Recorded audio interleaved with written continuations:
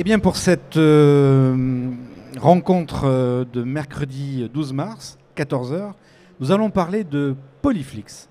En fait, on va parler d'une entreprise, d'une spin-off, Arts et Métiers, qui révolutionne aujourd'hui l'automatisation des opérations de parachèvement, mais surtout, c'est l'histoire d'une rencontre humaine, technologique, et avec un véritable devenir.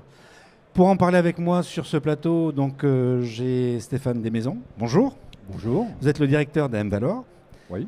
Régis Bigot, enseignant-chercheur donc à l'ENSAM, au LCFC de Metz. Et puis Monsieur Calais, Étienne. Bonjour. Président de Polyflix. Alors, première question, Polyflix en quelques mots. Polyflix, c'est parti d'un constat qu'on a vécu dans les entreprises dans lesquelles nous travaillons. Les métiers du parachèvement n'attirent plus les foules, ce sont des métiers qui sont pénibles, parfois dangereux avec les manutentions. Et on n'arrive plus à trouver personne pour faire ce type de métier. Voilà, d'où l'idée d'essayer de trouver une solution pour pallier à ça. Alors pour ceux qui ne connaissent pas du tout l'histoire, comment ça a débuté ? Alors l'idée a débuté suite un petit peu à l'évolution que l'on a au sein des laboratoires que nous sommes, qui sont l'intégration des technologies du numérique. On parle beaucoup d'intelligence artificielle, de digitalisation des procédés sur donc nos cœurs de métier. Au sein du laboratoire, un des métiers majeurs est la transformation des matériaux. Donc dans une vie, peut-être on reviendra plus tard, on pourra détailler, on a travaillé sur les procédés de mise en forme. Et tout au bout, souvent, des ateliers, il y a ce métier de parachèvement qui est extrêmement manuel. Et on s'est dit, comment peut-on accompagner ces opérateurs, opératrices, pour intégrer ces technologies dites du numérique pour faciliter leur travail au quotidien. Et alors, l'œil d'AM Valor dans cette histoire, parce qu'on va créer une spin-off ? Oui, AM Valor en fait est la structure de valorisation des arts et métiers, filiale d'arts et métiers. Et donc notre cœur de métier, c'est le passage de contrats industriels pour valoriser les actions de recherche des laboratoires. Mais on a aussi un positionnement d'accompagnement des startups de l'école. Et dans le projet Polyflix, il est vrai qu'en fait, on cochait toutes les cases, puisque c'est clairement une spin-off de laboratoire, donc c'est-à-dire avec une implication d'enseignants-chercheurs de l'école, et puis un positionnement très recherché au niveau d'arts et métiers qui concerne en fait la diminution notamment des problématiques sur les individus et les troubles musculo-squelettiques, puisque c'est clairement un procédé qui permet de remplacer en fait des actes quand même générateurs de troubles musculo-squelettiques au niveau d'intervenants, quoi. Donc pour nous c'est quelque chose qui cochait toutes les cases, quoi, pour être accompagné par AM Valor. L'accompagnement il a été dans le suivi du projet et jusqu'à en fait prendre une prise de participation pour le compte d'arts et métiers donc capitalistique dans la start-up, quoi. Alors, vous qui avez une vision de 360 de tous les labos, une spin-off aux arts, il y en a très très peu. Vraiment avec le terme de spin-off, oui. Encore une fois, là, en dehors de l'implication des enseignants-chercheurs, il faut rappeler quand même qu'il y a l'exploitation d'un brevet détenu par Arts et Métiers, et puis des relations de recherche aussi qui sont maintenues avec le laboratoire LCFC, notamment sur Metz, entre la spin-off et le laboratoire. Donc le terme de spin-off, c'est vraiment une émanation de la science du laboratoire pour une exploitation en fait dans une structure plus agile que n'importe quel établissement public, quoi. Donc là, c'est vraiment le schéma parfait. Il y en a très très peu. On est beaucoup sollicité dans l'examen d'accompagnement de projets de start-up, mais assez peu vraiment avec une implication d'enseignants-chercheurs, et c'est ce qui est souligné dans ce projet-là, quoi. Alors comment ça s'est passé, Régis ? Vous êtes allé voir Stéphane en disant là, il y a quelque chose de magnifique à faire. Racontez-nous un petit peu. C'est une aventure technologique, mais aussi une aventure humaine, faut quand même l'avouer. Donc on est 3 cofondateurs, donc Étienne, Cyril Baudouin et moi-même. Et donc c'est d'abord une aventure humaine, parce que dans ce genre, on a des hauts et des bas. Il faut donc qu'on se connaisse bien. On a eu une histoire industrielle commune dans des moments aussi tragiques des sociétés, dont un site qui a pris feu. Et donc du coup, on sait aussi se compter les uns sur les autres. puis aussi une aventure humaine liée à M-Valor. Bon, quand même, beaucoup d'années au sein des arts et métiers, je connais très bien la structure de valorisation, et du coup, quand on a senti qu'il y avait la possibilité d'exploiter un brevet commun entre Etienne et puis arts et métiers, bah, peut-être on s'est dit, bah, allons au-delà de simplement déposer un brevet, valorisons-le, donnons à ce brevet une réalité économique, mais aussi profitons de cette start-up, de cette spin-off, pour créer aussi une collaboration riche, aussi au point de vue technologique et scientifique. Aujourd'hui, 2 thèses sont autour de la spin-off, quoi. Alors justement, Étienne, comment ça vous prenez l'affaire carrément? Vous créez quelque chose? Oui, bah, alors, on n'est pas en territoire inconnu, comme l'a dit Régis. Ça fait 20 ans qu'on travaille ensemble et avec AM Valor. Donc on sait de quoi on parle, on se connaît. Et donc, quelque part, on sait qu'ensemble, on va réussir à lever les obstacles qui peuvent se présenter. Il y a un certain nombre d'enjeux qui vont être à lever. Mais on est convaincu, en tout cas moi je suis convaincu qu'ensemble on va réussir. Alors un petit complément aussi, on a vu aussi dans le cadre de nos activités de recherche aussi des PME, start-up échouer, puisqu'il faut, à mes yeux, un complément aussi de compétences. Compétences, on va dire technologiques, scientifiques que nous revendiquons, nous enseignants-chercheurs, mais aussi des compétences industrielles, des compétences d'affaires que Etienne apporte de par son histoire, hein. Je le laisserai éventuellement développer. Et du coup, c'est cette compétence, cette complémentarité-là qui permet, à mon avis, de donner le maximum de chances de réussite à cette spin-off. Et c'est pour ça que c'est d'abord une relation d'abord humaine, basée sur un terreau scientifique éprouvé, quoi. Alors, aujourd'hui, on en est où? Aujourd'hui, Polyflix, c'est 6 salariés. Donc la start-up a démarré il y a un peu plus d'1 an maintenant. On a 6 salariés, on a un certain nombre de projets et on a un gros projet collaboratif que Régis pourra expliquer avec des end-users. Donc on a des gens qui sont très intéressés à ce développement. Donc là, on est dans la phase de développement des briques technologiques et notre horizon, c'est l'année prochaine de commencer à commercialiser. Quand vous parlez de briques technologiques, quelles sont-elles? Donc, l'essence même de Polyflix, c'est de s'appuyer sur le fait qu'on va aider les opérateurs dans leur quotidien. Donc, donner les tâches pénibles à la machine et garder l'agilité de l'opérateur. Donc, cela nécessite de développer des briques technologiques de programmation automatique, de comprendre les phénomènes physiques, dans notre cas du parachèvement, donc du meulage, de développer des briques technologiques d'intelligence artificielle pour le deep learning et machine learning, de développer des briques également de réalité augmentée, sur lesquelles on a fait des preuves de concept avec aussi le laboratoire de Laval, le LAMPA. Donc c'est déjà cela. Ces briques technologiques nous ont permis de pouvoir déposer un projet autour de France 2030, le projet du Parabot, hein, qui du coup, on a eu la confiance des ministères pour dire développer ces briques, transformez-les au niveau industriel et utiliser les structures autour de vous. Donc je parle en tant qu'enseignant-chercheur, hein, en disant vous avez la spin-off, vous avez la structure de valorisation, allez-y pour transformer ces métiers de demain au niveau industriel, quoi. On peut parler un peu de vos clients? Ou même si on ne peut pas donner de nom, comment perçoivent-ils les premières briques technologiques, justement? Alors, quand on présente notre solution aux industriels, c'est un peu il y a les yeux qui brillent, quoi. En tout cas, les opérateurs, les chefs d'atelier, les dirigeants ils demandent à voir, mais en tout cas, il y a un vrai besoin. Il y a une vraie attente aussi des opérateurs parce que eux, ils ont envie de rentrer le soir et puis de pouvoir profiter de la soirée, alors qu'aujourd'hui, c'est pas toujours le cas. Il n'y a pas d'opposition des gens devant la techno? Alors, pour l'instant, nous, on ne la mesure pas. On est plutôt même très bien accueillis quand on va discuter avec les opérateurs sur le terrain.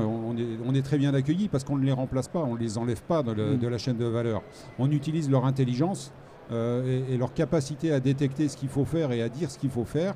On leur enlève uniquement la partie difficile, pénible. Donc, pour illustrer les propos, quand on a développé les preuves de concept, on a fait venir les partenaires industriels dont certains nous ont accompagnés dans le projet collaboratif et on leur a confié directement, c'est une tablette avec la réalité augmentée devant le robot, on lui a dit tenait, on l'a donné, le démonstrateur dans les mains, et pour vérifier aussi, puisque l'écueil majeur et l'acceptabilité de cette solution au niveau non seulement industriel, directeur d'exploitation, mais aussi industriel, opérateur, opératrice, quoi. Et on a reçu un accueil très favorable, et d'ailleurs c'est même eux qui nous sont les premiers moteurs dans cette application-là, dans ces applications, quoi. Donc là, la feuille de route dans les quelques années à venir, quelle est-elle ? La feuille de route, évidemment, il y a une feuille de route technique, technologique qui est de développer les briques avec les gens qui font partie du consortium dans le projet collaboratif. On a une levée de fonds à faire pour la fin de cette année. Et puis on imagine les premières ventes deuxième semestre 2026. Et là, c'est le début de l'aventure concrète avec une vraie confrontation au marché. Ça va être intéressant aussi. Stéphane, je sens que vous vouliez parler. Non, j'écoute très attentivement. Et ce qu'il faut quand même rappeler, c'est que le processus pour arriver à la prise de participation d'arrêt métier est un processus qui est quand même long et qui implique un paquet de ressources en dehors d'AM Valor, puisque je pense que le processus a abouti parce qu'il y a une implication de la direction de la recherche, aussi du campus de Metz. Et qu'il a fallu lever, comme dans une sorte de roadmap technologique, tout un tas de verrous. Les verrous sont simples. Quelles sont les possibilités pour un enseignant-chercheur de contribuer à une start-up? C'est quoi les questions de déontologie derrière, puisque c'est des fonctionnaires? Voilà, il y a tout un parcours qui n'est pas simple. Et je crois qu'en fait, aujourd'hui, le groupe Arrêt Métier dans toutes ses composantes, école, en campus, AM Valor et d'autres composantes, avec la ténacité des enseignants-chercheurs derrière qui veulent aboutir, on est un peu aligné quand même, plus aligné pour pouvoir répondre à toutes ces questions-là, quoi. Voilà, donc c'est aussi une belle réussite dans ce sens-là. Même si le processus a été un peu long, c'est peut-être pas le processus d'une vie normale de start-up, on n'est pas sur un processus de 15 jours, mais toutes les questions ont été abordées très concrètement avec des solutions trouvées qui ont abouti à ça, quoi. Voilà, donc, Régis. Oui, donc processus long et nécessaire, comme l'a rappelé Stéphane, du fait de nos statuts d'enseignant-chercheur, notre volonté d'être fondateur, pas d'être actionnaire, mais d'être fondateur dès le début. Donc il y a eu effectivement tout un accompagnement juridique, mais qui nous a aussi permis de confronter aussi cette idée à une réalité d'études de marché, une réalité bien sûr technologique que nous apportons par notre métier, puis aussi une réalité dans le part de développement, on va dire, du réseau des arts et métiers à travers cette spin-off issue du laboratoire, quoi. Et si je peux rajouter un point qui a été soulevé par Régis, c'est qu'il y a beaucoup de startups en fait qui émergent. Nous, on examine pas mal de projets de start-up dans lesquels qui gravitent autour d'arrêt métier. Là, en l'occurrence, c'était une start-up avec quand même une crédibilité sur le business. Et ça, c'est important. Parce que même si notre prise de participation, elle n'est pas avec une recherche de rentabilité à court terme immédiate, parce que c'est jamais le cas. Il y a peu de start-upers qui gagnent de l'argent à moins de 5 ans, ça n'existe pas. Surtout une start-up industrielle, en règle générale. Surtout une start-up industrielle. Et là, en fait, Régis l'a rappelé, il y a quand même une crédibilité du porteur du projet, manager et président de la structure, par un passé professionnel qui charpente ça en dehors du business plan. Le business plan, c'est pas des chiffres sur Excel, c'est aussi une crédibilité à déployer ça. Sinon, on serait tous milliardaires. Sinon, on fait tous des business plans sur Excel. Voilà. Donc là, c'est aussi une réussite, et ça a été rappelé par Régis, de coupler en fait la partie scientifique en fait avec des porteurs de dimensions crédibles en fait pour atteindre un objectif qui est quand même de gagner de l'argent à un moment donné pour la start-up et quelque part d'embarquer Arrêt Métier dans cette aventure. Voilà. Donc là, ça a souligné quand même. C'était ce qu'on a vu dans le projet aussi. Étienne, justement, vous n'aviez pas de frein parce que vous connaissiez déjà bien la structure, mais on peut parfois imaginer des chefs d'entreprise qui ont du mal à aller vers la recherche partenariale parce qu'ils ne vous connaissent pas. Alors oui, moi je connais bien pour avoir eu de nombreux échanges. Alors comme ils l'ont dit, ça n'a pas toujours été simple, mais l'avantage que j'ai, c'est qu'on se connaît, et puis quand il y a une problématique, on a quand même la chance d'avoir Stéphane qui lève les obstacles, donc ça c'est quand même c'est très confortable. Oui, il faut le dire. Merci, parce que ce sont deux mondes qui se confrontent et qui n'ont pas l'habitude de travailler ensemble. Donc d'avoir quelqu'un qui est capable de traduire le langage de l'autre et vice-versa, c'est précieux. Au sein vraiment du labo, le fait d'aller un petit peu plus loin dans la démarche, ça a été perçu comment ? Alors, au sein du laboratoire, voire même l'ensemble des laboratoires des arts et métiers, hein, on a quand même une relation industrielle très soutenue, malgré tout.